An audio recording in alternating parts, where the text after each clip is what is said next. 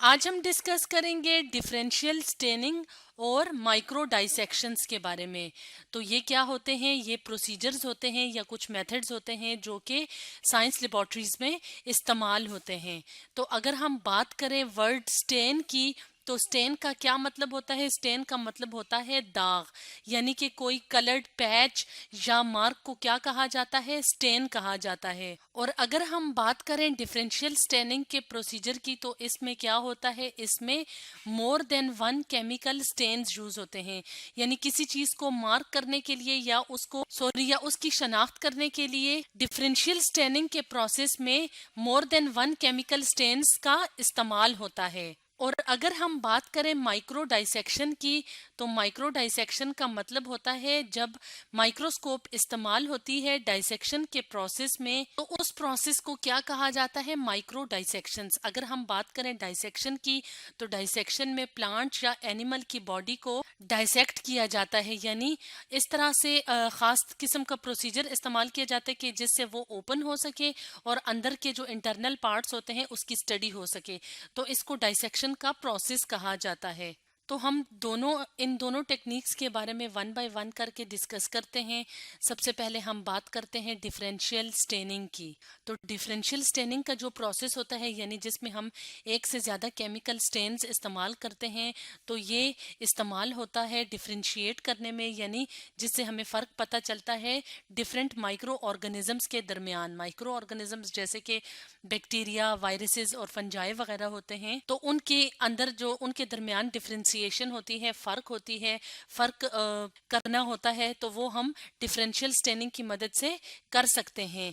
या हम अगर सेलुलर लेवल पे देखें, तो सेलुलर जो कंपोनेंट्स होते हैं जैसे कि ऑर्गेनेलीज वगैरह जो होती हैं, तो उनको भी हम सही तरीके से स्टडी कर सकते हैं डिफरेंशियल स्टेनिंग के प्रोसेस से। यानी सिंगल अगर कोई ऑर्गेनिज्म है जिसकी पूरी बॉडी एक सेल से मिलकर बनी होती है, तो उस सेल के अंदर जो कंपोनेंट्स होंगे, जो ऑर्गेनेलीज वगैरह होंगे या जो डिफरेंट पार्ट्स होंगे, तो उसको हम स्टडी कर सकते हैं मुख्तलिफ किस्म के केमिकल स्टेन्स या डिफरेंशियल स्टेनिंग के प्रोसेसेस से। अब हम अगर इसके यूज की बात करें कि इसको यूज क्यों किया जाता है, तो इसके यूजेस को डिस्कस करने से पहले हम यहाँ पे एक डायग्राम देख लेते हैं। यहाँ पे इस डायग्राम में हम क्या देख रहे हैं कि हमें मुख्तलिफ किस्म के कंपोनेंट्स नजर आ रहे हैं जो कि डाई हुए हैं, यानी जिसके ऊपर कलर हुआ है या स्टेन लगा हुआ है। तो ये क्या करेगा? ये डिफरेंशियल स्टेनिंग के प्रोसेस से हमने क्या किया? मुख्तलिफ सेलुलर कंपोनेंट्स को स्टेन कर लिया स्टडी के लिए, या हमने माइक्रो ऑर्गेनिजम्स को मुख्तलिफ स्टेन्स की मदद से स्टडी किया। तो इस तरह से डिफरेंशियल स्टेनिंग से स्टेन यानी मल्टीपल स्टेन्स को इस्तेमाल करके ये प्रोसीजर लैब में इस्तेमाल किया जाता है। अब हम मूव करते हैं इसके यूजेस की तरफ। तो अगर हम बात करें इसके यूजेस की, तो लेबोरेटरी में इसके बहुत ज़्यादा यूजेस या इस्तेमाल होते हैं। तो लैब्स वगैरह में इसका सबसे ज़्यादा इम्पॉर्टेंट जो यूज़ है वो है इसको डायग्नोस्टिक पर्पस के लिए इस्तेमाल किया जाता है, यानी इसको एबनॉर्मेलिटीज़ को डिटेक्ट करने के लिए इस्तेमाल किया जाता है। किसकी abnormalities? Specially white blood cell के जो प्रोपोर्शन हैं, तो उसमें एबनॉर्मेलिटीज़ को फाइंड करने के लिए इस्तेमाल किया जाता है। White blood cells different types के होते हैं, जैसे कि यहाँ पे हम अगर इस डायग्राम में देखें, तो यहाँ पे हमें मुख्तलिफ किस्म के वाइट ब्लड सेल्स नजर आ रहे हैं, और ये क्या हैं? ये स्टेन्ड हैं। तो स्टेनिंग के प्रोसीजर से क्या होगा कि डिफरेंट जो वाइट ब्लड सेल्स होंगे उनको डिटेक्ट करने में आसानी होगी। स्पेशली अगर हम बात करें एबनॉर्मेलिटीज़ की, कि अगर वाइट ब्लड सेल्स जो है वो नॉर्मल फंक्शन से या स्ट्रक्चर से हट जाएं, एबनॉर्मल हो जाएं, तो वो क्या करेंगे? वो डिजीज की वजह बनेंगे। जैसे कि हमने अपनी लास्ट वीडियोस में डिस्कस किया है वाइट ब्लड सेल्स के फंक्शन, के वाइट ब्लड सेल्स हमारे जिस्म को इम्यून या दिफा प्रोवाइड करता है, तो इसलिए वाइट ब्लड सेल का नॉर्मल फंक्शन करना ज़रूरी है। तो अगर किसी भी वजह से वाइट ब्लड सेल्स में एबनॉर्मेलिटीज़ हो जाएं, तो इसको हम डिफरेंशियल स्टेनिंग की मदद से डिटेक्ट कर सकते हैं, यानी वो सेल्स या वो हिस्सा या वो प्रोपोर्शन कहते हैं तनासब को, कि वाइट ब्लड सेल्स के नॉर्मल जो मतलब सेल्स होते हैं उसमें कितना तनासब है सेल्स का, कि जो एबनॉर्मली फंक्शन परफॉर्म कर रहे हैं। तो इस प्रोसेस को क्या कहा जाता है? इस प्रोसेस को कहा जाता है WBC differential, WBC white blood cell differential. तो इस तरह का जो टेस्ट होता है वो बहुत इम्पॉर्टेंट होता है। वो क्यों इम्पॉर्टेंट होता है?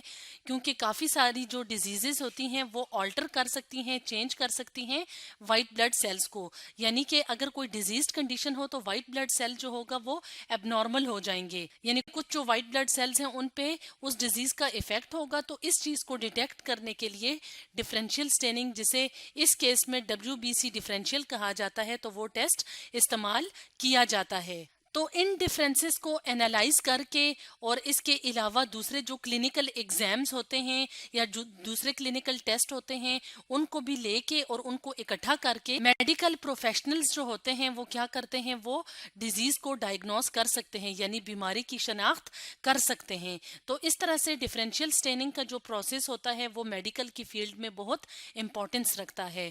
तो ये तो था एक प्रोसीजर या एक मेथड जो कि लैब्स में इस्तेमाल होता है।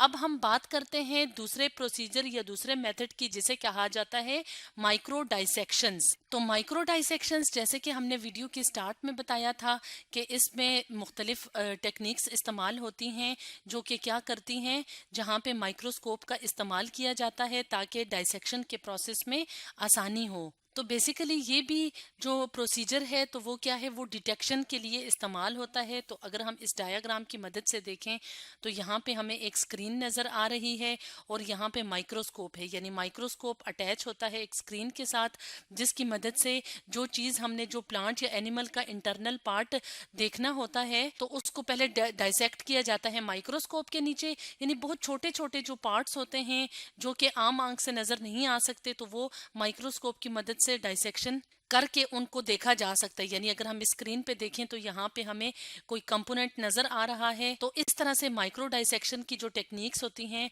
तो वो क्या करती हैं, डाइसेक्शन के प्रोसेस में असिस्ट करती हैं। तो डाइसेक्शन के प्रोसेस में बेसिकली ओपन किया जाता है पार्ट, या क्या किया जाता है, इंटरनल पार्ट जो होता है प्लांट का, एनिमल का, या जो छोटे छोटे ऑर्गेनिजम्स होते हैं, तो उसको डाइसेक्शन का प्रोसेस कहा जाता है। और जो हम ऑब्जर्वेशन करते हैं वो किसकी मदद से करते हैं, माइक्रोस्कोप की मदद से। तो इस प्रोसेस को क्या कहा जाता है, माइक्रो डाइसेक्शंस। माइक्रो डाइसेक्शंस में मल्टीपल टेक्निक्स का इस्तेमाल होता है। तो अगर हम कुछ बेसिक टेक्निक्स की बात करें तो इसमें से एक जो कॉमन टेक्निक है वो है क्रोमोसोम माइक्रो डाइसेक्शन। जैसे कि नाम से जाहिर है कि इसमें क्या होता है, क्रोमोसोम की ऑब्जर्वेशन की जाती है। तो इसमें क्या किया जाता है, फाइन ग्लास नीडल यानी बारीक सी ग्लास की नीडल सी इस्तेमाल की जाती है, पॉइंटेड सी नीडल इस्तेमाल की जाती है।